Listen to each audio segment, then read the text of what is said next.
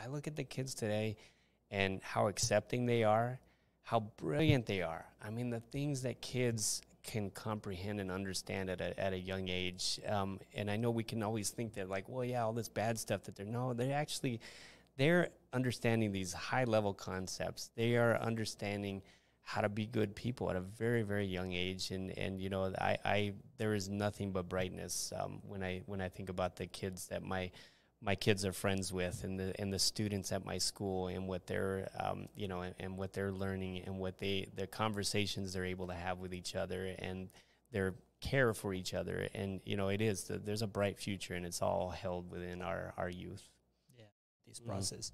Yeah. That intersection between race, diversity, uniqueness in a classroom, and then you add the love for learning and a teacher excited to see you every day. That's the future, man. Yeah. When I see that, that's how I want planet Earth to be in 50 years. You know? Thank you so much, man, for making time to come here and join me in this episode. I know it's a very busy time of the year as principals, having staff coming next week, and all the preparation we have to make to get our first week back, the agendas, making sure that we have all the staff with us. I bet it's been busy for you, huh?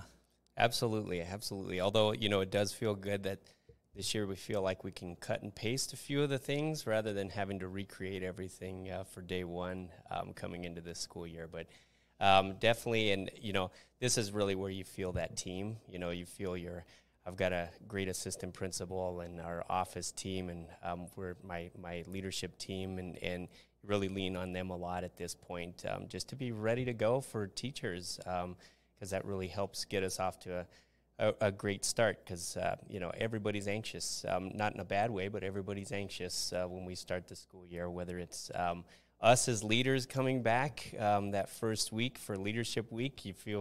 We feel that, you know, revving of the engine up again the following week when we've got class lists that go out, and, you know, and then we're talking to parents a lot more about their thoughts about the year, and you know, and have those conversations. Then we come into having teachers. So it's kind of an interesting stair-stepping back into the school year. But if you got a great team, we can do anything. Yeah. And it is very interesting. This part of the year is very special too, because you get to have like a helicopter view of what the year is going to look like. Like, you got to map out every system, every structure that you want to develop. And it's super cool. And it is true. You cut and paste from previous years, like the things that you've done right, the things that you think you could improve, getting the input from teachers, from parents, from the community. It is a time of the year where everything is possible, because nothing had started and everything is on paper. So you get to like troubleshoot, and having a good team is like, it's definitely the key ingredient to make things work properly, because definitely this job you cannot do by yourself. Not at all. Not at all. You got to find the right people who want to do the work, and empower the people who show you that they want to do the work. And it really, the power of the team is something that I didn't have anywhere near as deep of an understanding of when I started my leadership journey, but know that is the key to having a great school, is that collective leadership. Yeah. Something cool about you and I, something that we have in common, is that we started our principalship the same year. This is going to be our 5th year, and we haven't had a normal year. No. Our first year as principals, we had the strike from our teachers in our district, and then the next year we went straight into the pandemic, and then it has been 2 years of a pandemic with hybrid environments, and then this year is our 5th year as principals, and it's our first time where we're like, okay, let's make this. Can this be normal? Let's see what it feels like. So yeah, but before being a principal, you've done many other things in your leadership. So why don't you walk me all the way back to where everything started? All right. Well, I do have my laptop here. I want to show you a picture, because I'm really, proud of where I've come from. And, nice. Let me pull that up here real quick. Yeah, so I grew up in small town of Douglas, Arizona. Oh, nice. 13,000 people. Was a not a mining town, but a smelting town. So we had the big smokestacks outside of town that billowed out toxic chemicals, unfortunately. Very small town. And as you see here, I was 9 blocks from the U.S.-Mexican border. And so, it just really, that just was home. We lived in a small adobe house there. My dad was an attorney. My mom was a teacher. She taught mostly kindergarten. Just an absolutely, I'll get into my experience with her as a kindergarten teacher. Was she your teacher? She was not my teacher Okay. ever. I went to different schools. She actually taught on the outskirts of town because my dad was on the school board. And at that time, they had a policy that you couldn't be a board member and have a spouse who's teaching in this school system. That changed later on when he wasn't on the school board anymore. But so she was never my teacher. But a lot of my friends in high school, I had her as a teacher, and they used to just to tell me all the stories about being in Mrs. Atona's class. In Douglas, I just grew up as part of a community where I was I was a minority in the community. The demographics of Douglas are about 90% Mexican, and I say Mexican. That was when I first moved to Phoenix when I was 15. Started hearing the word Hispanic, and like my friends growing up were very proudly Mexican American, and so and that really that's another piece of the story of like moving to Phoenix, which was really culture shock for me, going from this small border town to moving to Phoenix. I had great relationships with lots of, had just so many friends in Douglas. It was really kind of jarring for us to move when I was 15, but my parents really needed something new, something bigger. My dad wanted bigger and better things in his career.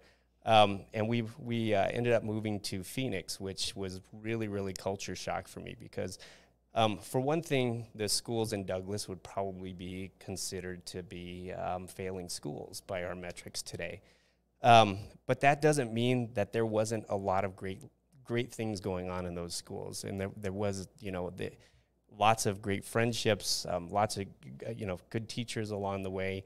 But there was, coming to Phoenix, it was a really culture shock for me academically and socially. I got there and I was a kiddo who had, a border accent, but with blonde hair, and that really, people didn't know how to take me. And that I just kind of told myself I'm going to ride out these 2 years and go to college. And I really could not find my footing in that situation, but really saw the difference between this affluent area of Phoenix that I spent my last 2 years of high school in, juxtaposed with what the facilities look like in Douglas, what the education was like in Douglas, and there was a big difference. And so that as a 15-year-old to 17-year-old, you kind of make that note in your mind somewhere in the back, but you're not really thinking about it as much. And so I ended up going to Northern Arizona University, where my passion really, and I really appreciate all of this equipment that you have here for recording, because my first career was in broadcast journalism. And so I spent my time in really kind of got my footing and started to understand people more in college, and made some great friendships there, and really had embraced that school in a way that I couldn't in Phoenix, and kind of felt like I came into my own a little bit. And as I progressed through college and got through, I was in the middle of my senior year, and realized that I was going home for a Christmas break, and my mom said, this was 2 weeks before they were on their holiday break. And she said, why don't you come volunteer in my kindergarten classroom? And so I said, well, I don't have anything else to do. So I went in and volunteered in there. And, I'm 90% done with my education at NAU. And I looked around and I thought, wow, why didn't I think about this? I never considered it. I actually was to the other extreme of, I don't want to be a teacher and I don't want to be a lawyer, you know, and wanted to do, wanted to do my own thing. And, you know, I had this another thing that just kind of put in the back of my mind, because I was almost done with my journalism degree and my political science degree. So fast forward a couple of years, and I'm in the midst of my journalism career. I was a news writer, and so I would write news copy for Morning Drive. And so I was working this overnight shift, starting at, one of my shifts was like 8 o'clock I would start at 8 o'clock at night and then finish up at 4 in the morning, and in preparation for like writing the news copy that DJs would read on the radio the next morning. Wow.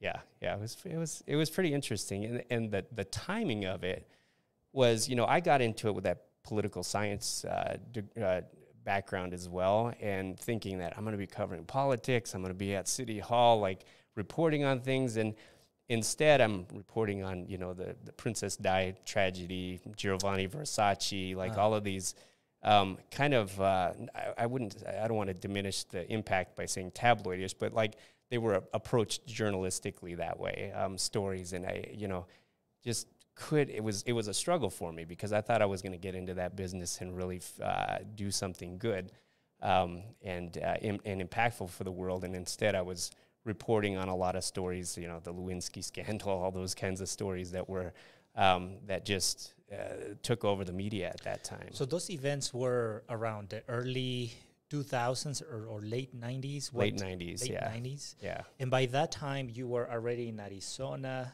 You had left. No, you were in Phoenix. You had left Douglas. Your relationship with Douglas had changed by then? You are already moved completely, or you left family back there? How was your contact with that recent past you had as a child? So I still kept up with a lot of my friends in Douglas, and did throughout high school. I mean, I took every chance I could. I left Phoenix and would drive. I had a Mustang at the point, which I still have today, my baby, my Really? 67 Mustang. Yeah, You did? That's so cool. Yeah, and I would drive that car down in the heat from Phoenix to Douglas whenever I could, to be with my friends like senior year. And we kept I kept up those relationships for many years into college, into my career, and that kind of takes me to another the next evolution in my pathway into education, and that is I was sitting around with some friends of mine, one of them who was from Douglas, Manny, and then two other friends from Phoenix, and we all were kind of in the same place 2 years into our new careers after college, but not feeling good about it, and we hatched this plan to go to Europe for 2 months. And so we all just were sitting around this weekend and said, why don't we go to Europe? Let's just quit our jobs. I was living with my brother, paying like, $150 a month for rent there. And we were all in kind of flexible living arrangements. And so we did it. I went into my boss and said, I'm leaving. I'd like to come back to work here, but if not, I understand. They gave me a leave of absence to go on the trip. And we spent 2 months in Europe, and it was transformative. I mean, at that point, I didn't know anybody who had gone to Europe. Definitely anybody my age. And we bought backpacks, and we bought our Eurail passes, and didn't have a plan beyond that, and just hopped around the continent for 2 months. That's adventurous. Who did you go with? I went with my friend Manny, who I'd known from Little League, as a 10-year-old in Douglas. We knew each other for many years through high school. Wow. Another friend, Craig, who was a friend of a college, or the cousin of one of my college friends, and then another friend who was my college roommate. And so the four of us, it was kind of a interesting collection of people, some strong personalities in there. That's so interesting. Yeah. So it was transformational. In what ways did that trip like open your? Well, for one, just seeing what I was seeing around me, and you know, just all of these things that had, you know, but were basically relegated to books before, and pages of books were right in front of me, and the learning that can go on there, and the freedom of like just being in a new place, a new space, and learning. One of the things that happened there was that we went to Italy, and I knew my family, which was 2 generations removed. So family that my grandfather, who is no longer living at that time, had still had some connections with. I knew the town that they were in, which was a very small town about the size of Douglas, called Sarno, which is outside of Naples, and we showed up. So by that time, we'd had a little bit of a falling out in our group, and one of my friends left and went his own way, and then there were 3 of us left, continuing on the pathway that we had. And so it's interesting how things like that happened. But we ended up showing up in the middle of the night in this little town of Sarno, and you know, I didn't know any Italian. None of us knew Italian, and found a hostel to stay at, and the lady who was running the hostel was actually an expat from somewhere in New York. Wow. And I told her my name. Her first question was, "Why are you in Sarno?" I mean, that would be like somebody coming from Italy and going to Douglas. You know, I mean, it's just a little tiny town that is not a tourist area. And so she set up a meeting with my family there. She said, "Oh, I know Antonio Atonna. He's a good friend of mine." Wow. Yeah, and so I said, I have a relative, Antonio Atonna, and so she set up a time for us to meet the next day. And they came and picked me up in a car. My 2 friends stayed behind. They picked me up in a car. Carmelo, who was the son of Antonio, picked me up, and he knew a little bit of English, and I, you know, knew just greetings in Italian. Went to their house. They prepared this amazing meal out of nowhere, like 6-course meal with pasta and fish, and you know, and all this in the middle of the day. And I think through that conversation, I think they invited me to stay, because that's what I agreed to. And they said, and I heard something along the lines of have you, you know, when do you have to leave? And I said, I don't really have a plan. And you're like, whatever. Yeah, I was like, whatever. I was 22, you know, whatever. I'll go wherever. Cool. And I ended up staying with them for a week. I still to this day don't really know whether they wanted me to stay for a week, but I did. Wow. Yeah, so pretty wild stuff. That is the craziest coincidence I've heard in a while. You just show up to a hostel, right? Yeah. And out of nowhere, this person that just happened to be there knew somebody that could probably be your family. Yeah. And then you spend a week with them. It was wild.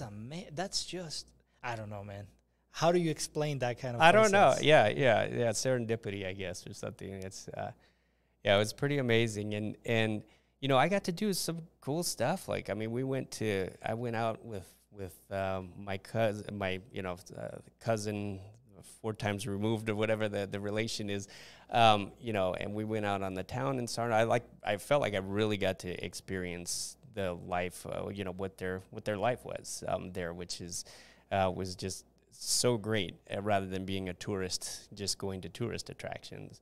And so, you know, at the end of that trip, came back and had all these great stories to tell, all of this bonding with my friends, and I came back and I just felt, you know, like I'm going back to do what I was doing before I left. Like something has to change because of this. So I went back to my job, was working that overnight shift again, working from like 10 to 6 in the morning, doing the overnight shift, which is funny. You kind of get used to it after a while. You just go home at 6 in the morning and barbecue like it's dinner time. You know, that's kind of how I approached it. But you know, was just really, it was hard to grapple with, like coming back and doing the same thing that I was wanting to leave. And so I ended up, I went to a concert in Phoenix, Bob Dylan and Paul Simon, which are two of my favorites, Bob Dylan tops. And this would have been in '99. And I was driving home or driving to work afterwards because and I think I must have been working the 11 o'clock or 12 o'clock at night shift starting, because I was able to leave the concert and then drive to work afterwards. It was about a 30-minute drive. And I was driving to work, and there was this crazy car accident on the freeway at 11:30 at night, where a car spun off of the other side of the opposite direction and hit a van that was in front of me. And then I was able to, the beauty of an old car is that gravity is like your brakes. And so I was able to, luckily, because of the Mustang, I don't think in another car I might not have fared so well, but I knew that car really well, and was able to steer out of the van hitting me. Oh my God! And this is full speed, meaning double speed, because that car on the other side spun out going 70 miles an hour this way, and we're going 70 miles the other way. And so I get out of my car and check on, the van was there, checked on everyone, and luckily people were not seriously hurt that I could see, but the cars were just totally destroyed. And so I talked to the police and, went through all of that. And luckily, one of the lady that I talked to at the scene, actually, she sent me a really nice note that I still have today, just thanking me for talking to her at the scene and everything. And, so that was, another time of I got to work. And I'm just thinking, why am I doing this? Why am I working through the middle of the night? I don't enjoy the messaging that's coming out from the media right now. I don't appreciate I don't really like having to be a part of kind of all of this negativity that's coming out of the media. And so that was when I decided that I was going to just go back to school. And I didn't quite know what for yet. I knew that I just had to go back to school. And so I ended up resigning that position and saying, I'm moving back to Flagstaff to go to NAU. Not quite sure yet what for. And then just eventually realized that I wanted to get my teaching certification. And so I enrolled in their post-bac. I already had my degree, so I enrolled in the post-bac certification. And started classes for the year there at NAU, and just all of those things just kind of led me back to what I always say, the family gene. It's like I had and on my mom's side, I'm the fourth generation teacher. So my mom, my grandmother, and my great grandmother were teachers before me, and so I think when you have it, you have it. It's just in us. It makes sense to me that you were going through that search. With how much I've known you, you're very personable. You are very human connection. It sounds like it looks like, it appears like your zone of maximum expression of who you are is when you're connected to people. Yeah, definitely. I can definitely see you working at a news station, night shift, mainly focused on developing an idea or a concept that then is going to be projected on a news. And you kind of missing that. I want to be around human beings trying to make an impact or trying to build something together, the sense of community and stuff like that, which it makes sense too that you were in Italy and these people saw you and they were like, this guy might be family and we actually like him too. Let's have him stay with us. I hope they like me.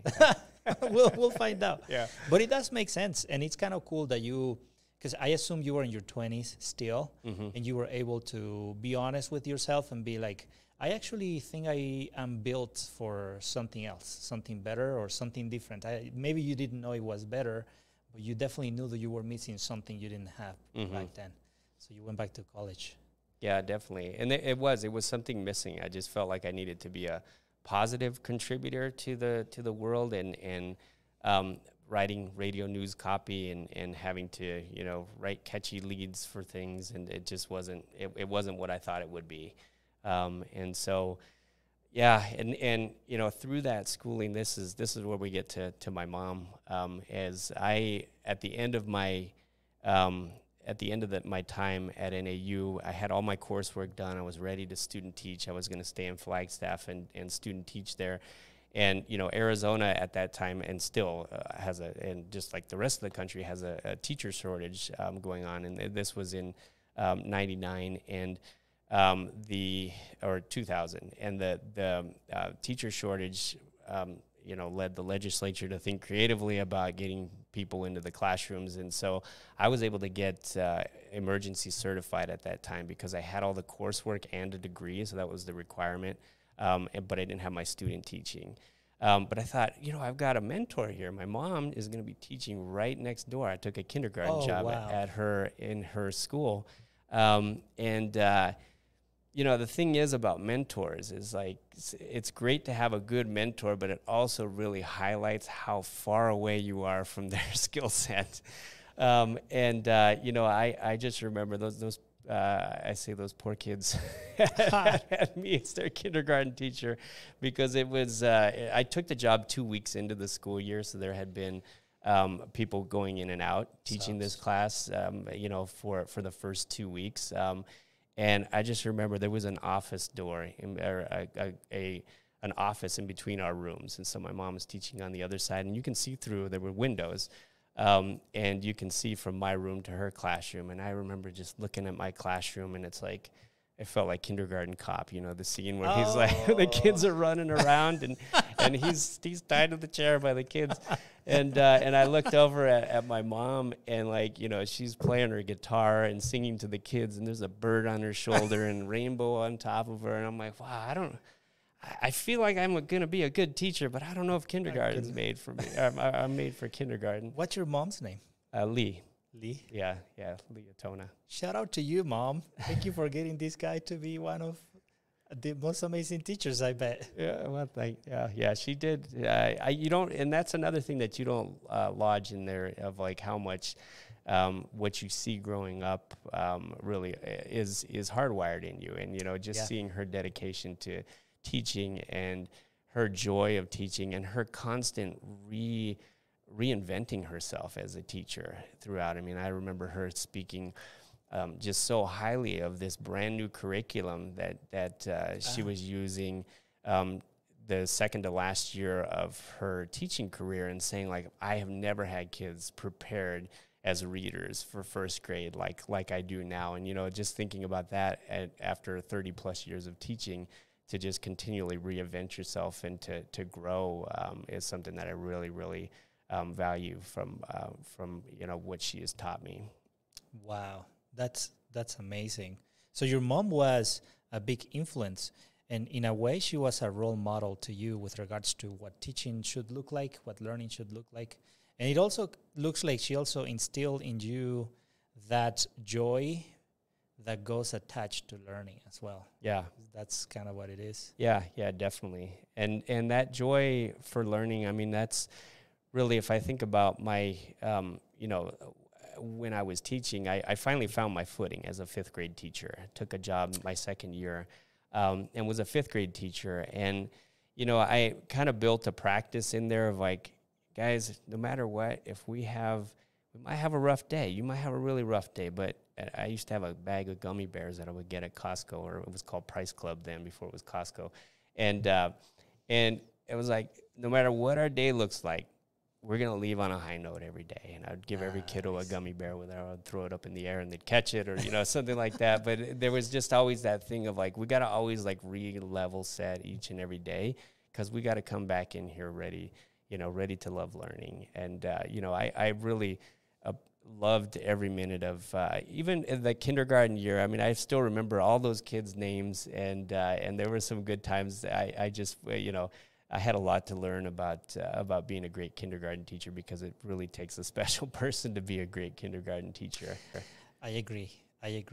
When I see the kindergarten teachers here at my school, but also other places, the skill set they have to not only be effective teaching content, but also teaching those behaviors that will allow the kids to be successful throughout their schooling. Like the way they need to focus, persevere. I mean, teaching perseverance to a 5 and a 6-year-old in a way that translates into writing a full sentence by the end of kindergarten.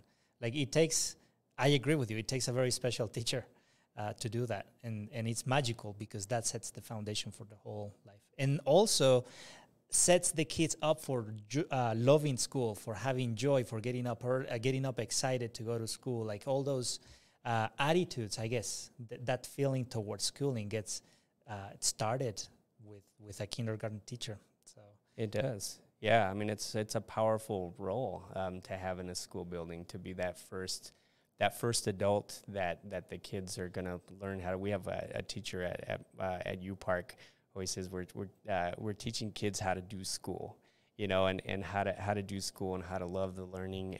It's a very, very important important work, and takes a very special person for sure. Yeah. So you're right now at University Park, which is here in Denver. What do you do? I have a few questions, actually.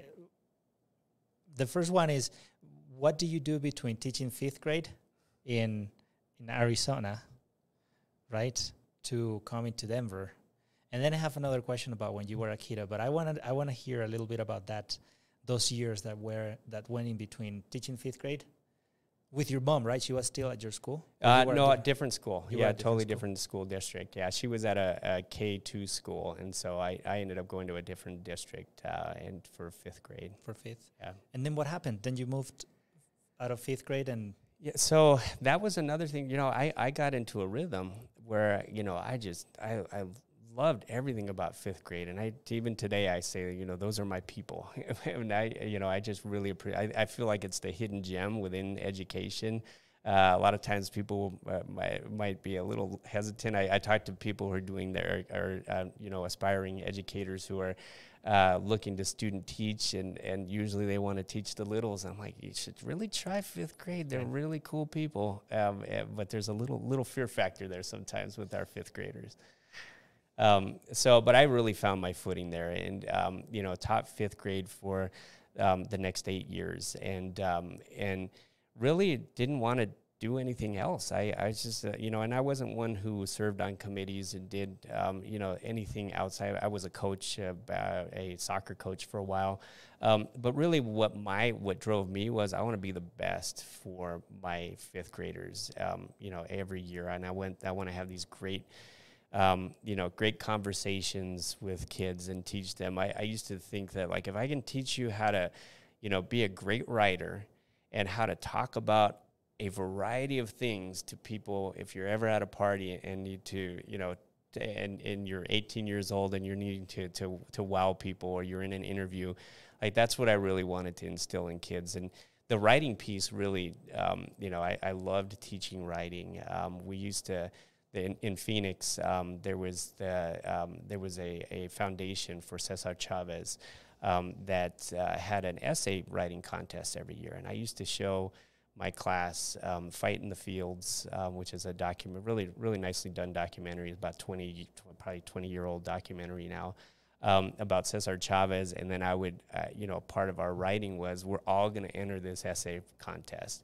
And sure enough, like, for 3 years in a row, one of my students just rose to the top with their writing. And 1 year, I think I had a couple honorable mention, kiddos with honorable mention, and then second place. And then my third go at it, I had a kiddo who, she won the whole essay writing contest and got her own personal computer, and was celebrated in front of everybody who was there at this celebration that they had every year.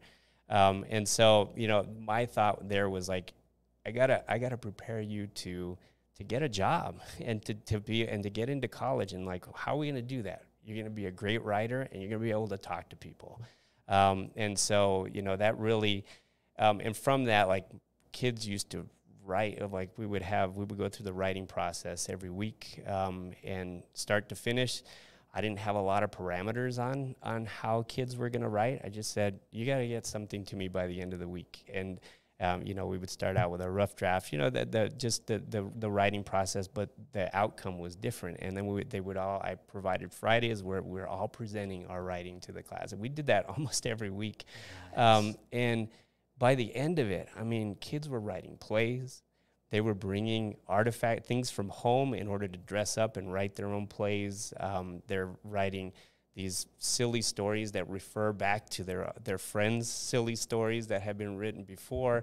And it was just a really, really cool thing. And you know, the power of writing, I mean, that is our first introduction to anybody that we want to introduce ourselves to. And you know, the joy that came out of how kids embraced writing and being able to just be their authentic selves and really write what they want to write and tell the stories that they want to tell and involve other kids in the writing of their stories was really something magical. And to be able to layer on top of it, and on top of it, you can win an essay writing contest. You can have your own, you know, at the time probably $1,200 computer. Oh my God. You know, and it was really, really powerful, and that really showed me the potential of how kids can really, you know, how they can love learning. If we give them the opportunity to you know, to really do it, to learn how they want to learn and to understand that they're learning along the way. And so, you know, through those years in fifth grade, I remember sitting in the teacher's lounge one day, and I was talking to a sixth grade teacher, and she said to me, "Eric, have you ever thought about going into leadership?" I said, "Honestly, no, never. I've never thought about it." And at that same time, I had a friend who was going through, you know, who was taking some leadership principal classes through NAU's distance learning. And so I asked him about it, and it kind of sat with me for a while. And I thought, well, you know, I'll go through, you know, maybe I'll work towards my master's so I can move over on the pay scale. Because I love teaching, and I want to, you know, but I do want to make a little bit more money. So let me explore this. And as I got into it, I started realizing that the pieces of it that really that made me nervous about ever pursuing a principalship started to become just pieces of the whole body of being a principal. You know, public speaking was one that really, really made me nervous, and having to be the expert in the room made me very nervous. Which now I realize I'm not, and I never will be, and that's why when we think about the team around you, it's all about the team. And so those things, I came to that realization many years later, though. And so I enrolled in the classes, and ended up graduating after, I think it was about a year and a half that I took master's classes, did a project at my school, and was just ready to go and get that first assistant principal position, and just hit a brick wall everywhere and could not get one. And this was a time in Arizona where a lot of elementary schools did not have that assistant principal position. And so I went back to teaching for another year after getting my degree and having kind of, by the end of it, having my sights set on doing something different. And that class that I had my last year, I followed a principal or my current AP at Southwest Elementary School to another school that was going to be open for one more year and was going to close due to enrollment decline. Okay. And so he took this job as the principal, and I needed something different, and whatever it was, I needed something different. And so at this time, it was at least I need to go to another school and do something different next year. After how many years at the school you were before? I believe 6 or 7. Okay. At Southwest. Yeah, I think it was 7 years that I was there. Fifth grade. Yeah, the whole time. Fifth grade the whole time. Yep. Actually, fifth grade, when I looped up to sixth grade, that was at my previous school. So yeah, fifth grade that entire time. And so I went to Sierra Vista Elementary School and was the only fifth grade teacher. We had one section of each grade. And I had, so when new kids come, they all come to my class. And so I had, I think, 37 students to start the year.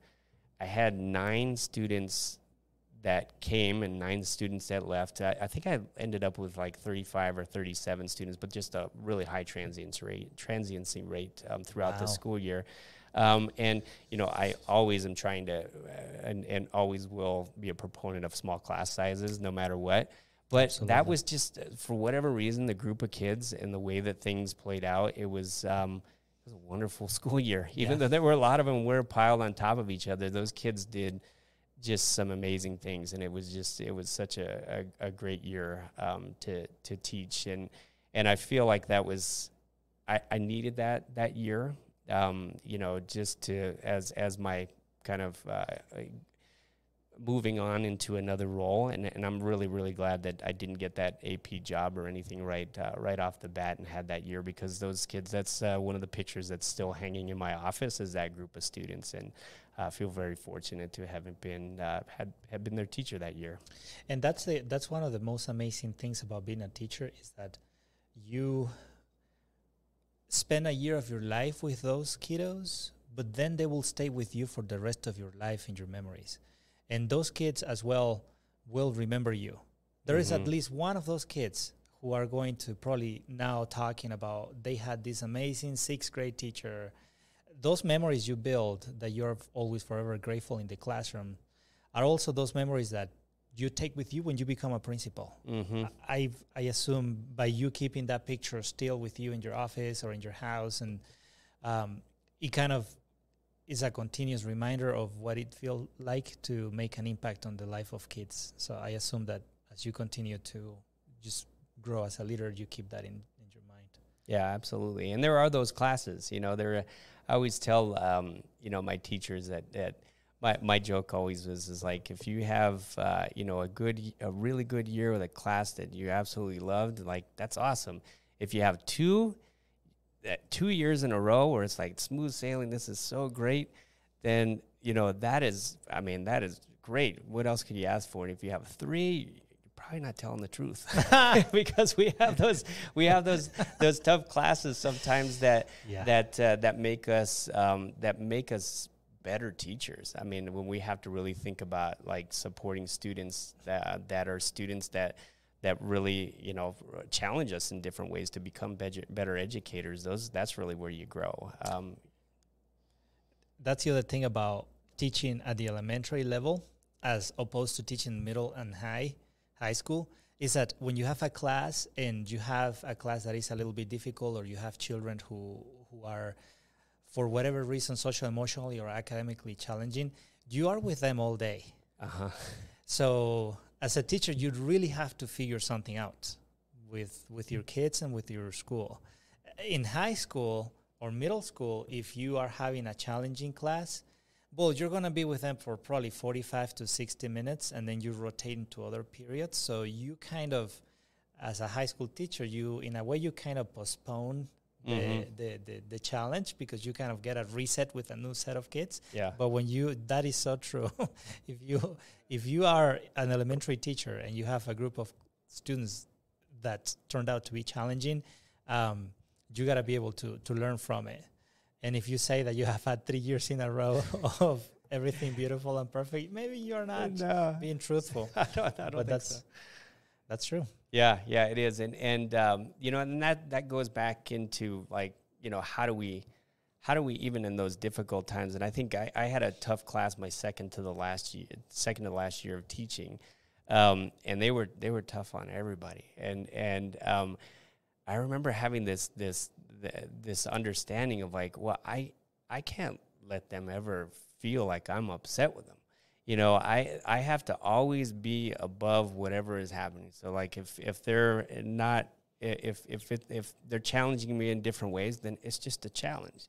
It's a challenge for me to be better, to do better, to help figure out what learning needs to look like for this kiddo. And it took many years of having that cycle of having a tough class and learning from them to finally get to the mindset of, as long as I can make every day positive for the kids, and make them want to come back the next day.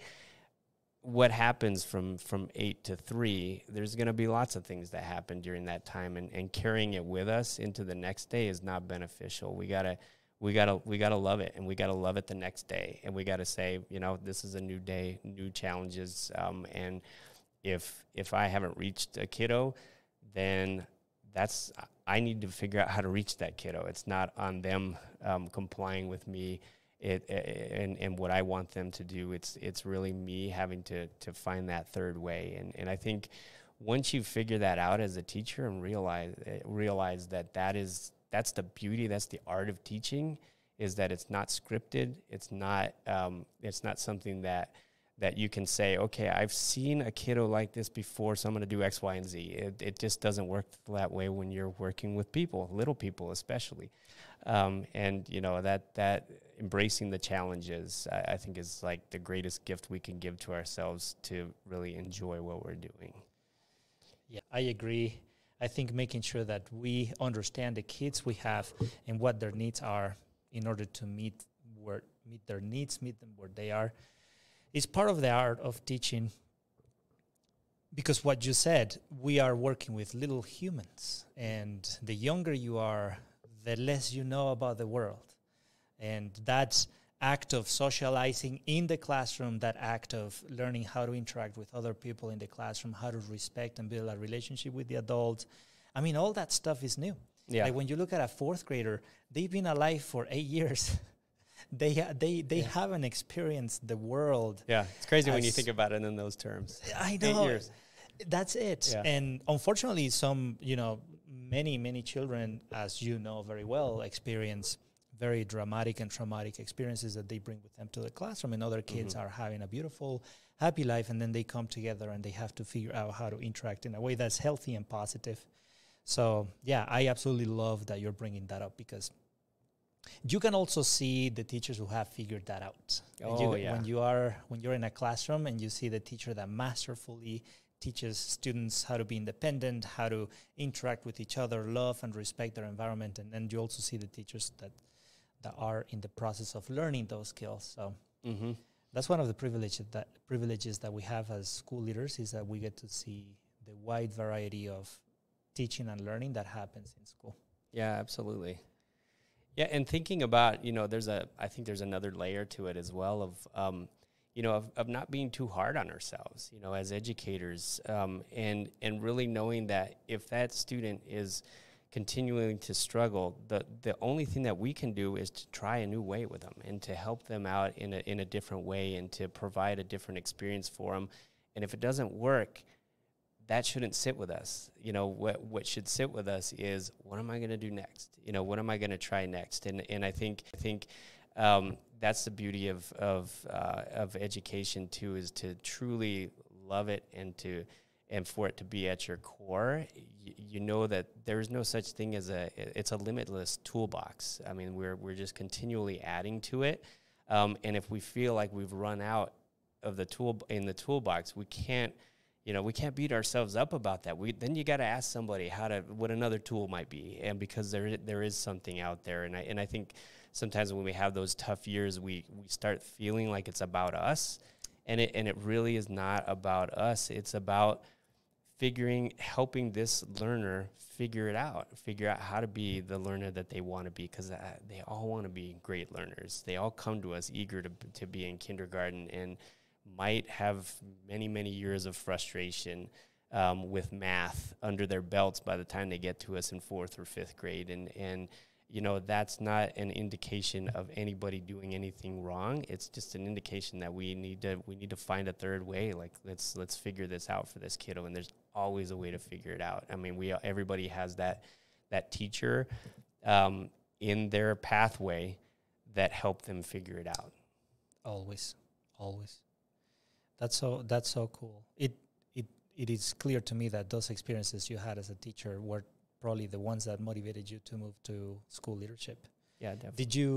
Did you become an assistant principal soon after you taught that 6th grade class, or you kept teaching for a little while longer? So I taught, after I got my certification to be a principal, I took a job as a behavior specialist, which was, in DPS terms, would have been like a dean of culture. And so I took a job as a dean of culture at a K-3 school, and really, just started understanding how to really have those restorative conversations with kiddos, how to really build out a behavior support system, talk to parents, really help teachers with behaviors, and Did that for a year, and then, the next year was when I finally got that call after interviewing for many jobs and got an assistant principal position at Hurley Ranch Elementary School in Tolleson, Arizona, which is if you can believe it, it's part of the Phoenix metro area, but it's actually pretty rural. Tolleson is way out on the outskirts of the megalopolis of Phoenix, surrounded on two sides by dairy farms. So we had some interesting smells and everything at the school there. But yeah, interesting place. And the principal at the time, Tommy, she was, she used to end the announcements always by saying, at Hurley Ranch, the happiest place on earth. And there just was this feel of joy throughout. And there were, and that came from us modeling, and I had my job of being the assistant principal and being, that's where I kind of helped to define who I was going to be as a at that point, the main person for behavior support. And, I really started working a lot with having kids engage in restorative conversations, which was something that is not, wasn't labeled at the time. I didn't know about restorative practices at the time, but it was just something that seemed natural kind of from where I had been as a teacher of like, I need to figure out how to give you these skills to really start regulating your big emotions, so there was that piece of the job, but there was also the really important piece of like just getting kids to love learning and providing opportunities for the staff to really feel that joy for teaching. And we used to do all sorts of stuff. Like we had, every year there was a teacher performance at the talent show. And my last year was when that "What Does the Fox Say" was a really popular song, and so they got me to dress up like a fox, and I sang all the fox parts in front of the student body. And so, but like those kinds of things where we let our hair down is you and I don't get to let our hair down. Yeah, no, man, not that much, not that much. But when we do that in front of the kids, then they start, that's a really important piece to inject that joy for learning in there. And I knew from my experience at that school that one day I would be a principal, and one day I would want to replicate that somehow and really make a very happy and joyful place for students, staff, and families.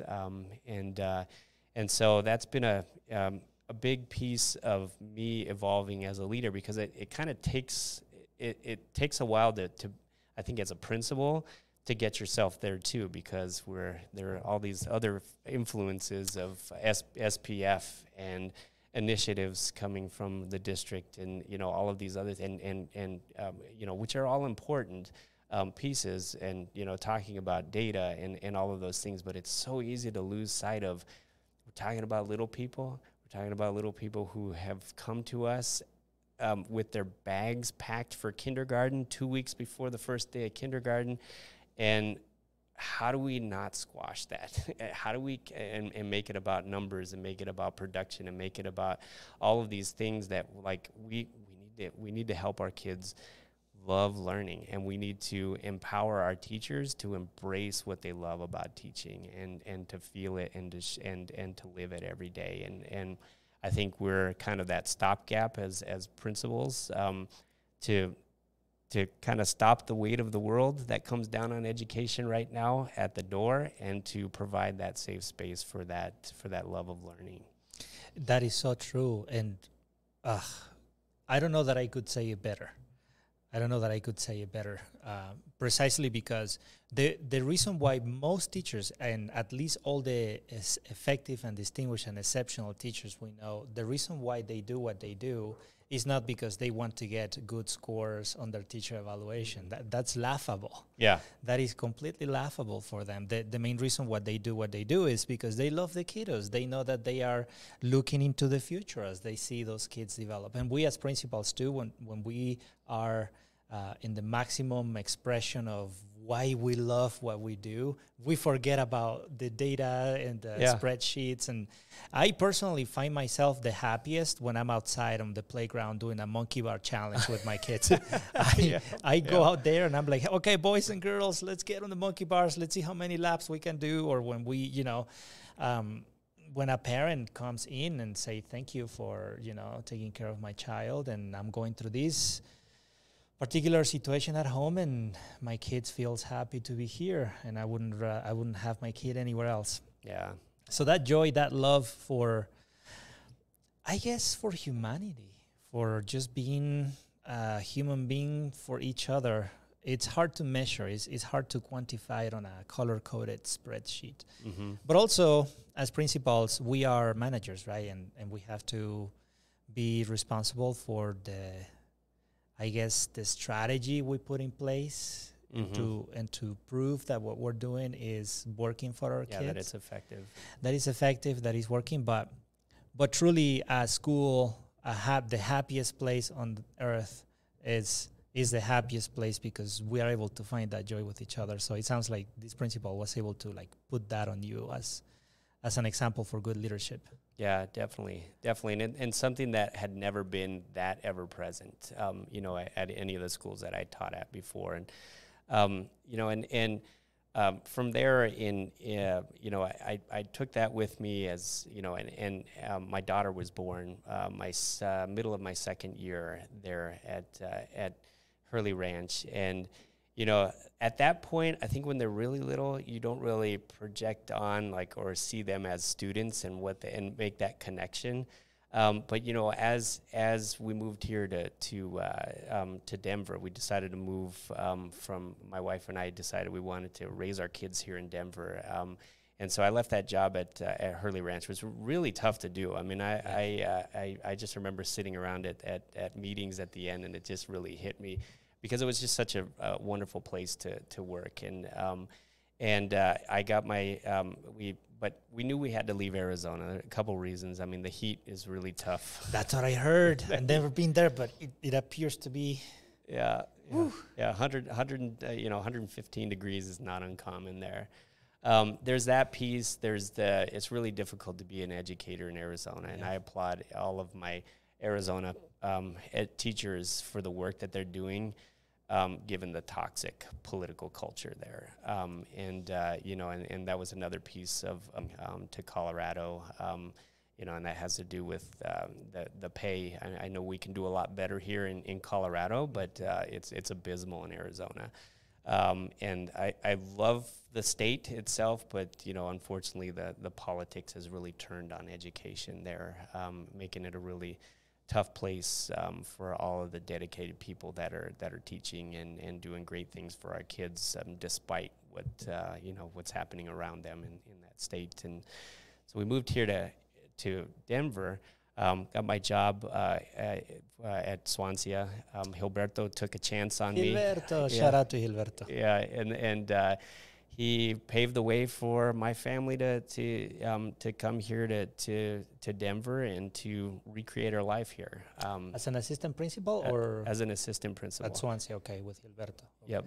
Yeah, and so what an opportunity to really understand this city and what this city has been going through as far as gentrification, as far as impact that our most impacted schools, was to really be at Swansea, to really understand how hard people are working here in our schools to make sure that our kids are taken care of, loved. That school at Swansea is a hub for a neighborhood like none other that I've seen. I mean, it is the hub for that neighborhood and keeps and has been for so many years. And it was just a wonderful place to understand DPS and to, hear things very different than in Arizona. In Arizona, English only, and that's the way it's been forever. And to come to DPS and to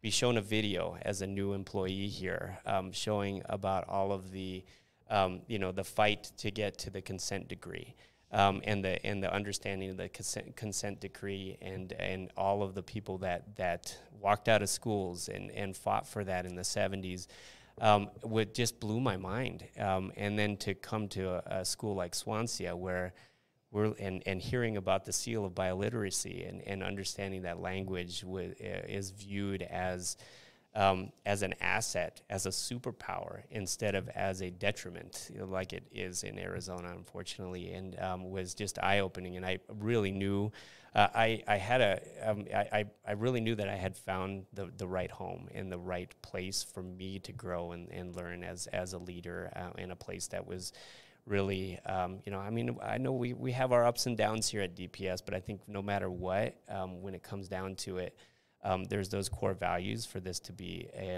to really play on student strengths, to be a very inclusive district, and to promote bilingualism and biliteracy and to promote equity for all. I am happy to be here. Yeah, 100%. You're talking about superpowers. I'm the principal of a bilingual school, dual language school. So 98% of my families and students are minorities. And you could get away speaking Spanish in the school anywhere you go. So when my kids graduate, when I do the continuation from kinder through to first grade, when my kids move, my speech is, you're here because you are in the process of acquiring a superpower. Nice. You're going to have when you leave our school, you're going to have a superpower. And the superpower is the superpower of being bilingual. You can speak in 2 languages. You are going to be able to talk to the world, interact with people from different cultures because you speak 2 languages. Some of my kids have graduated trilingual because they are Vietnamese and they speak Vietnamese at home, and then they solidify their academic proficiency here. Wow. But I love that you brought the idea of a superpower, because that shows the immense change. Of course, there are still things that still need to change, but the change from the 1960s, the walkout from, I think, was West High School. Mm-hmm. I think people asking for dignity, for, hey, you need to look at me and see me and my needs and see that I am somebody who needs a bilingual education and other rights, to today when we're celebrating and encouraging and treating being bilingual as a superpower. I think it is just beautiful. And I feel very proud as well of our communities and our kids who are being able to speak up and say, hey, actually, no, we belong to this place and this is what we need. And finally, they are getting that opportunity to speak 2 languages. So it's super cool. Yeah, you're doing great work here. I mean, you should be really proud of that, and that to provide that opportunity, because that doesn't exist everywhere, and that doesn't exist without making sure that a school like CMS is a vibrant school and has the right people doing the right work here. Yeah, thank you. I have about over 80% of my staff is immigrants, and most of them are bilingual. So it's very cool to have a community that is diverse, and that kids and parents are able to see, oh, this person is teaching my kid and have a story that's similar to mine. So that unites us in that sense. So I'm very happy to hear that was one of the things that motivate you to come here to Denver as well. Plus, I assume the mountains and the nature. Yeah. You live by a super cool trail as well. Mm-hmm. And I think living in Denver or around Denver is pretty expensive to live in. Yeah, living around Denver. We're in the suburbs, It gives you the advantage of, man, nature is amazing. And raising a family, having your little ones in a place like Denver where you can be out for the most part of the year is also a huge plus. So yeah, absolutely. And that was, Denver is a special place. I feel like once you get your foot in the door, don't leave it, because it's a wonderful place. I never lived. I came to the U.S. in 2008 from Venezuela, and I've never lived anywhere else in the U.S. but Denver. I'm in Colorado. But all my career as an educator in the United States have been in Denver, and I just don't see any reason to leave. No, it's wonderful. In many ways, I love it. I absolutely love it. So the pride that we all have of getting to live here. I mean, people just wear, I mean, they literally wear it on their sleeve with their Colorado logos and everything. And it's just really cool to see how much people love living here, and that, like, you feel that everywhere. And there's just, yeah, I couldn't imagine living anywhere else now. I know, man. And then, but you leave, so Swansea, you were there for 3 years. Oh, okay. Yeah. As an AP? Yeah, 3 years as an AP. Middle of, so my son was born my first year there, at the end of my first year at Swansea. So I started thinking at that point about exploring a principal position.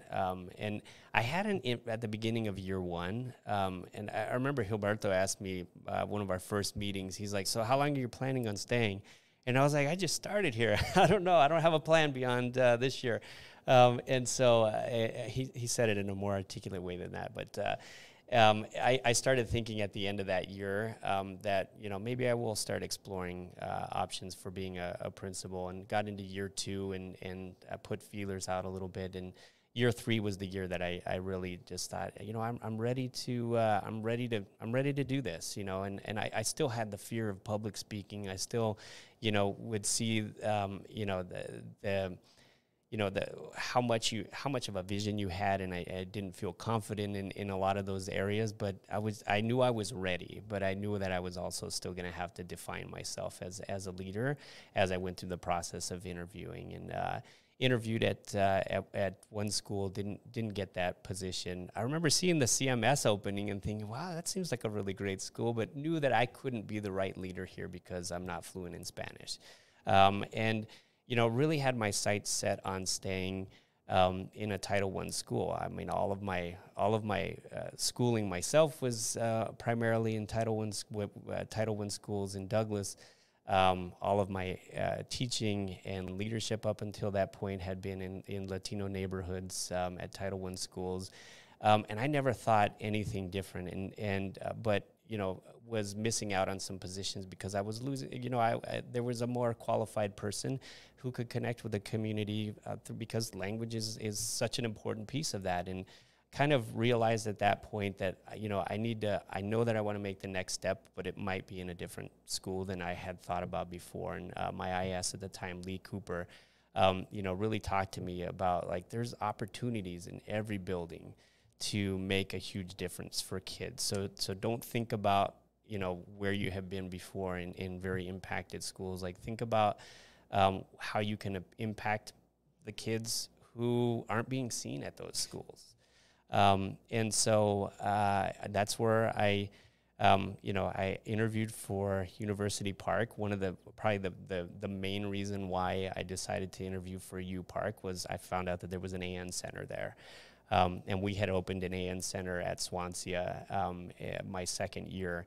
And I knew then, I was like, okay, this school needs the right leader to make sure that those kiddos are getting what they need, in addition to all of the kids there at U Park. And so I interviewed for the job and just instantly fell in love with the community. I mean, and before my first day there, I remember just parents were just so interested in what school was going to look like with the new leader, and very inquisitive, very open to talking to me about what their hopes and dreams are for the school. And I just remember one parent who came up to me, and this really made me understand this school very in depth, in an in-depth way, with a very small comment by a parent. And I was asking parents, like, what do you love about this school? Everybody seems to just have great things to say, but I want to know what is it specifically that makes this such a great school? And that parent said to me, he said, when I drop my kids off in the morning, they're excited to come to school. When I come pick them up at the end of the day, they have smiles on their faces. They're excited to come and meet me at the car, and they love telling me about their day. And he says they love this school. And there is, he said, as a parent, there's nothing. He said there's nothing more that I could ask for. And that's always stuck with me, of like the work. and that we need to make sure that all of our kids love learning, and that in order to do that, we have to love the teaching, and we have to we have to provide that space for teachers to love what they're doing. If we love what we're teaching, kids are going to love what they're learning.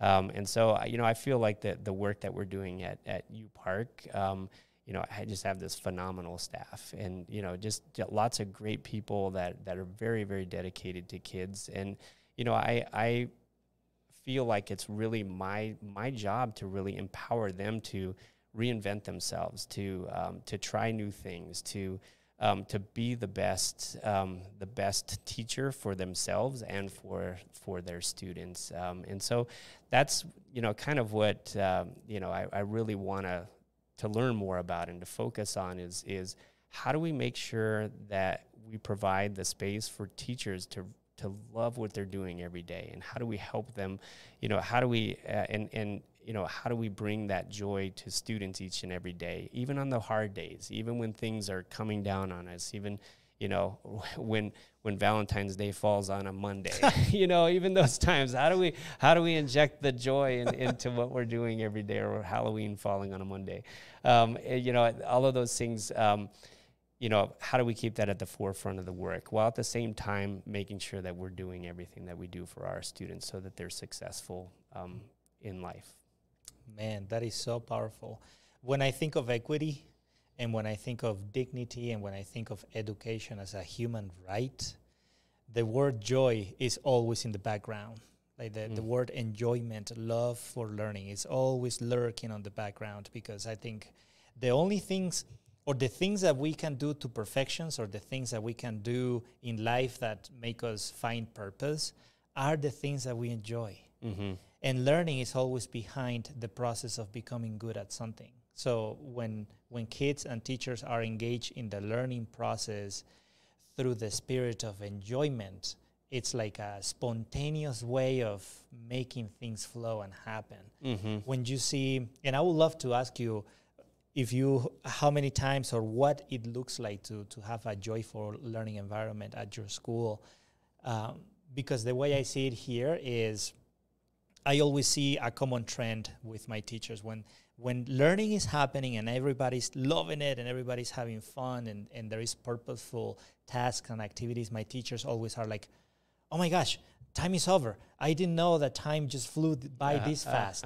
Or look at this. All my kids ended up being, a grade level or above, or most of my kids, like, there is something magical, in a way kind of difficult to measure, that happens when joy is present in the classroom, that makes everything flow. Mm-hmm. And yeah, I can measure that obviously through the frameworks and rubrics and templates and things like that. But there's like a spirit that transcends everything that you can measure. And I see it here happen a lot. And it's kind of hard for me to describe sometimes, almost impossible, unless we become poetic and start talking about the wonderful things that happen with the human spirit and the little kids. But I'm curious to see if you have been able to kind of define and measure that at your school, when joy for learning is happening, when you see it.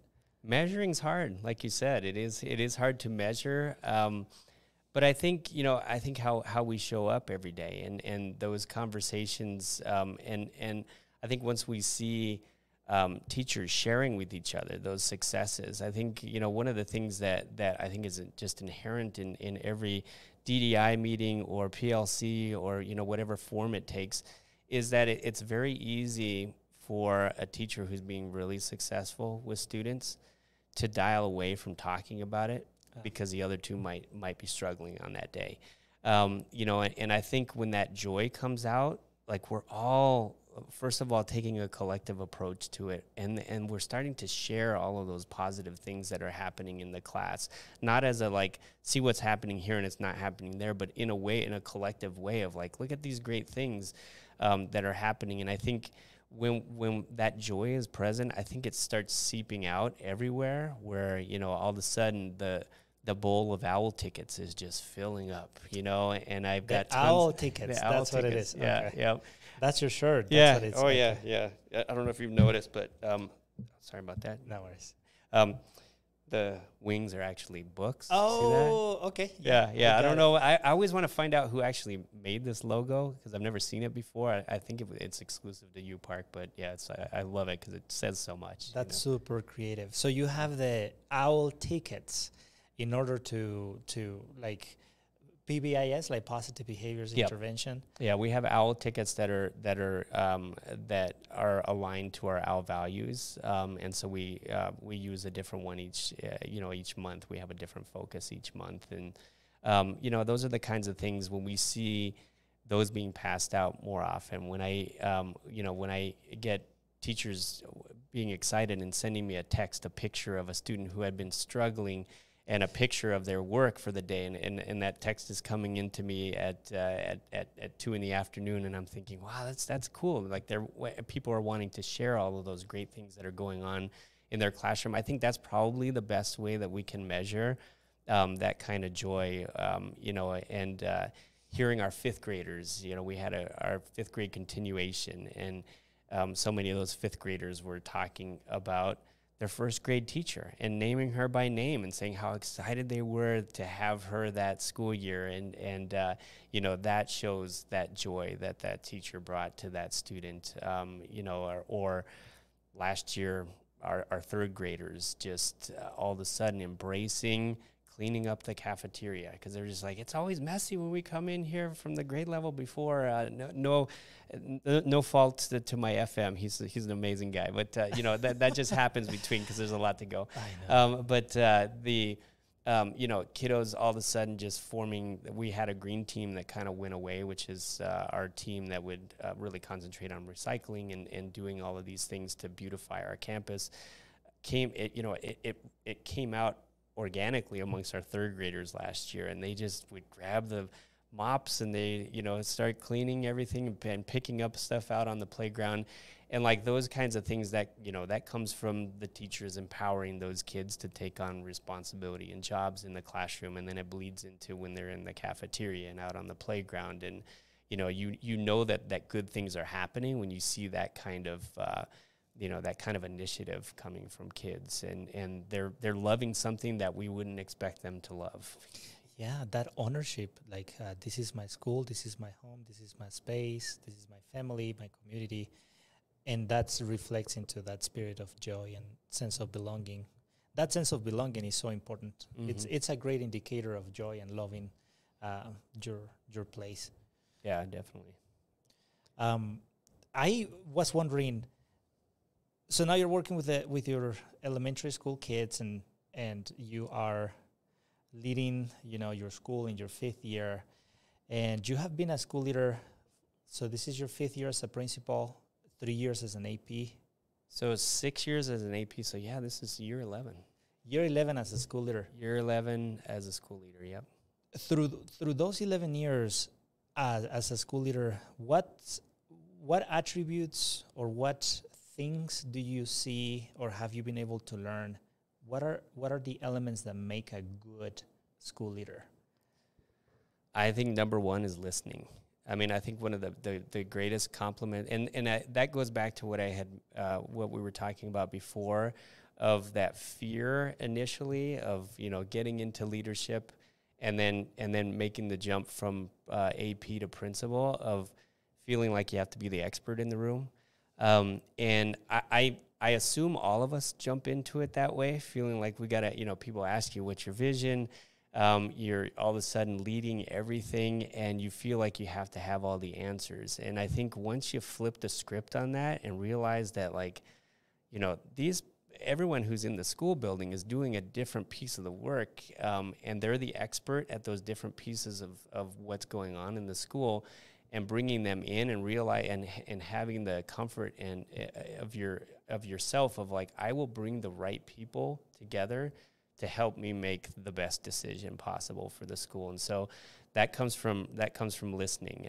I had one of my teachers recently who kind of labeled that for me, and I hadn't really thought about it before, and she said, you don't bring us all together to tell us what we need to do and then get us to do it.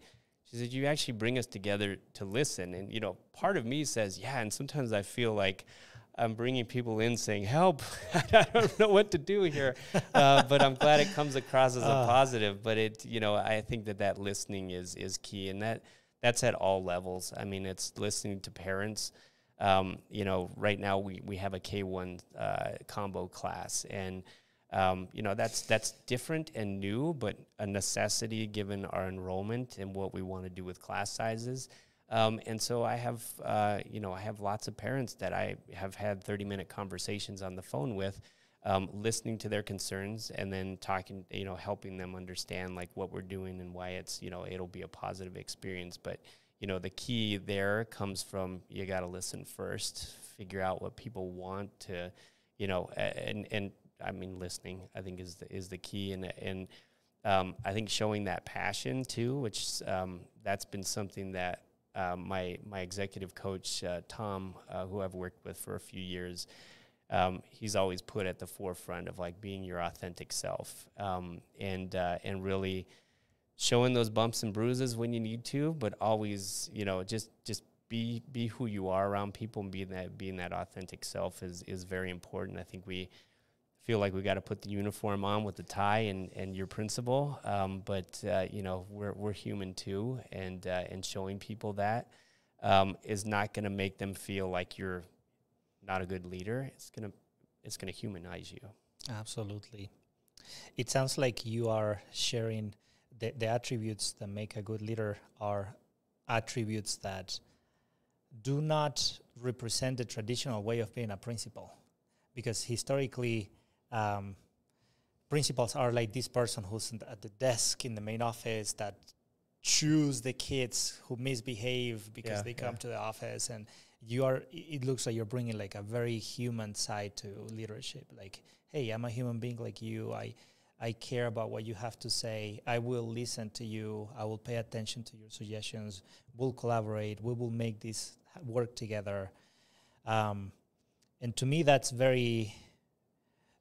what this should be about, right? Like, we're in the business of people. Yeah. We're in the business of people. We're in the business of learning. And if we don't make people more important than systems, then we might be missing something. And it makes me wonder if you had any experiences in your childhood or as you were growing up that kind of shaped you into the leader you are today. Can you track those attributes of good leadership back to when you were growing up and you were in school as well? Or where do you think the origins of those values that you have as a leader, where are those coming from? Yeah, that's a good question. I think, you know, I had an older brother who knew a lot more than me. I knew I had to listen there. I was in I think even growing up in Douglas, I mean, I had to shy away sometimes because I did feel like, you know, because culturally I still was, you know, one of the few white kids in the community, and felt like I kind of had to sit back and observe a lot in order to not stick out so much, and as being, you know, as being different as far as skin is, you know, and ethnicity, and I think that's a piece of it, of like always kind of being a quiet observer of things. And I think I think a lot of it does have to do with where I grew up and feeling different, but wanting to be a part of a community that I was, you know, that I was learning. And I think that probably is a piece that I take with me today, of in every situation, I kind of want to understand what's going on and understand who's in the room and how people are interacting with each other, and kind of hold back on what I say until I figure out that somebody else in the room isn't going to say it first. I think there's also a piece of leadership I was on that one I kind of understood about myself when I was the president of a HOA in Phoenix. I missed a meeting and then they made me president. That's how that goes. You got lucky. Yeah, I got the short straw. And so, the very high tension in there. This was when I was teaching in those meetings. And I just remember, I was like, I don't know half of what you guys are talking about right now because I'm just not that vested in these problems that are happening all over the place. So what I'm going to do is I'm going to let you all talk. And then I know what I kind of want to say and where I want to direct this. And if it isn't said by somebody else, then I'll say it. If it is said by somebody else, then I'll just tie it up in a nice bow at the end and we have a resolution.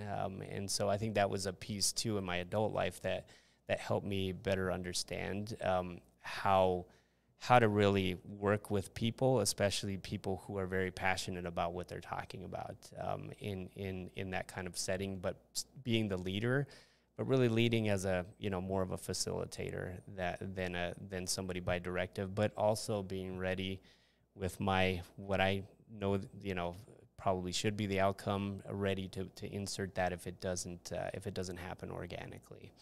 And so I think that's a really good question because I'm just kind of tying those two things together now myself of how as a child I had to really just, if I wanted to be accepted by everyone, I had to understand everyone. Otherwise I would be isolated, yes. Or have to only be with the few other white kids in my town, which I didn't. I wanted to be, friends with everybody. And I think that learning then translated later on into there's a little bit of cognitive dissonance sometimes when I go into a room and I'm the principal and there's a whole auditorium of families and I don't feel like I'm the big man there, the big guy in front of everybody. I kind of look around and I'm like, I'm the principal in this situation. This is kind of interesting. They're waiting for me to talk. Yeah, and no matter how many times I do it, it still feels that way. Like I'm just one of everybody else, but I have a different hat now, and so that I think that still is kind of how I lead. That even though I'm the leader of the school in this meeting, we're all kind of on an even playing field in my mind. Even though and you kind of have to understand that too. Of okay, you feel that way about yourself, but everybody around the table still looks at you as the boss, and so you have to kind of balance those things in how you approach it. That I might feel like, what I'm saying right now, it's we're just having a dialogue. It's not a directive, and you have to figure out how to make people understand where you're coming from because you still are the boss, even though you feel like it's a collaborative effort in the room, and you have to figure out ways to make sure everyone understands that.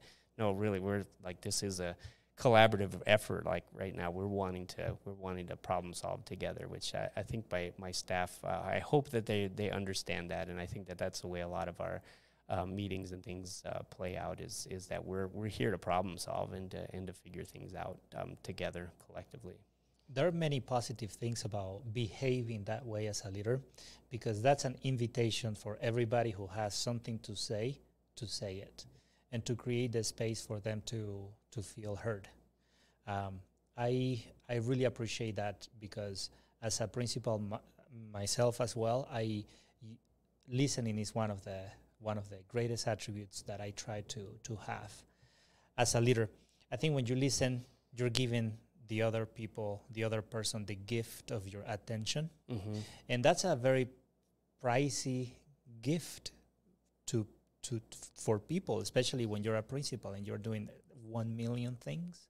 When somebody is with you and you actually listen to them and you kind of want to understand why and how, and trying to figure out the way they see the world and how you can serve them, I think it's a beautiful, beautiful skill to have as a leader. That makes me think of one of my mentors. He told me when I was starting as a principal, he told me, as school principals and all leaders, they are the weather of the organization. So you need to think of, how do you want your school to be? Do you want this to be a rainy place? Do you want this to be a stormy place? Do you want this to be sunshine every day? You're both the weather and the thermostat of your building. If you want to see what the energy of the building is, just go and check out how your principal is walking around. Yeah. And also, if you want to see how your teachers feel, just listen to your principal talk about them. Because being the weather and the thermostat, it kind of makes you aware of, oh, I might be a collaborative person. I might be someone who looks forward to listening and to creating this welcoming community. But people are also observing me in the things that I also do not do. And people are also observing me even when I know nobody's looking. So that symbolic presence of leadership in the building is always something that I keep very intentional with the way I show up and with the way I love my teachers and my kids and the community, because there are certain things about your identity as a human being that you cannot hide. Yeah. And if you talk about being a good listener, and if you talk about letting other people share their expertise, that is something that I would say about you, even if you don't bring it up, because that's how you behave. That's how you present. Yeah. And I can tell probably that's how teachers might feel about you. And yeah, man, that's a great skill. And that's a great lesson to learn after 11 years of leadership. You know what I was that brings me back to the first time you and I talked at you remember when we were at Southwest Plaza? Kids were going crazy all over the place. The kids were going crazy. It was we were probably 2-3 months into first principal year. And I remember you said two things. You told me about two things that really stuck out to you. And I was like, I had no idea. We started talking about, I had no idea it was going to be this difficult. Like, I thought I was prepared. I had all these years as an AP under my belt. And you said something to the effect of, the code switching is what had, and you explained to me of like how, one moment, and that really resonated with me of like how as a principal, we have to be able to talk about all these different things. And it's like, you're one moment you're leading a DDI meeting, and then 2 minutes later, your FM walks by and you have to talk about the boiler not working. And then a few minutes later, you've got a parent phone call on, and you've got to talk to the parent about their student and something that might be going on, and how we have to constantly be moving around in our brain to different pockets of expertise or what we need to talk about in the moment. And I remember thinking, and that goes into that listening piece of like, we have to be ready to listen to everyone's different piece that they want to bring to us. And it's not always going to be instruction. It's not always data. It's not always behavior. It's not always, sometimes it's that the soda machine is out of soda, and like all of those pieces, it's really hard to prepare for that. But I remember thinking when I was a teacher, I would have conversations with principals, and there would be kind of this look of like, are you really even listening to me right now? And, yes, and there was that. And there was that look, and I'm like, I'm telling you something, and their mind would be like, and you could tell all over the place. And I have that now too. These times where it's just like you're hearing one thing, and then all of a sudden you're triangulating with what somebody else said, and triangulating here and wondering like, okay, is this a time I can make a decision and say yes or no? Do I need to pause? Do I need to, do I need to affirm? Do I need to engage in a, in a conversation to kind of flesh this out? And like all those things where it's easy to have that vacant look sometimes because your mind is just going in all these directions. You act like you are listening, but you're completely disconnect from what's happening at the moment. That happens when you're code switching and you're like so overwhelmed with so many things. And it takes that skill to be fully present and to be a good listener. I remember that conversation we had, and and it happens, man. It happens a lot. To me, it happens on a weekly basis where I get off the phone making a very unfortunate report to Child Protective Services, and then somebody walks in my office with a donation for my after-school programs, and then my teacher is asking me about somebody else who didn't turn in the lesson plans, and then there is 2 kids who got in a fight on the playground, and then lunch is delayed, and you're like, oh, wow, I have to switch from here to here to here, and it's very easy to get lost. It is. It's very easy to just be like, "Whew, I need a break." But you have to respond, right? You have to find a way to respond. And one of the greatest things about listening is that typically, not all the time, but most of the time, when people come with a question, when people come with a concern, they have at least the beginning of the answer. that happens a lot with me. I am very blessed with my school and my teachers and my community and my other leaders. I am in love with everybody. They're super competent. And we have a relationship where they come to me very often with questions and concerns, and they freely just share with me precisely what worries them. And when I listen to them carefully and dive a little bit deeper about where they're coming from, the answer comes from them as well. Mm-hmm. And it is so cool just to believe that the people you have also have the answer, or also have the beginning of an answer to make the change that you need to make. Mm-hmm. That's really special. Hey, it's been a pleasure just to chat with you and have you be part of this podcast. It's been really cool. I really appreciate your thoughts and your story. I wonder if there is a final message that you want to give to future leaders. There might be somebody listening to this who is about to maybe pull the trigger on an administrator license, and we have you here after 11 years of a leader. What do you think whoever is listening should focus on in order to be a successful, awesome school leader? Well, thank you, too. I appreciate the invite today. And I think the message for new leaders is, even if you feel like you got it, you always have to work on work-life balance and make sure that you're taking care of yourself, because that'll affect how you show up for people. Listen to the people around you. Find their genius of all the staff members, all of your teachers. Figure out what they're passionate about. And learn from them, and know that as a principal, we're the lead learner, in addition to being the instructional leader, and and bring that joy every day for everybody, and the way the building feels when you walk in, is its true self. Yeah, amen. Thanks so much, man. It's been a lot of learning for me, and I definitely have even more appreciation for you after learning from your story. So. Well, I appreciate this as well. This was a great time. Thanks, man. Yep, thanks. Heck yeah. All right. Yeah, that was good. That was good. So yeah.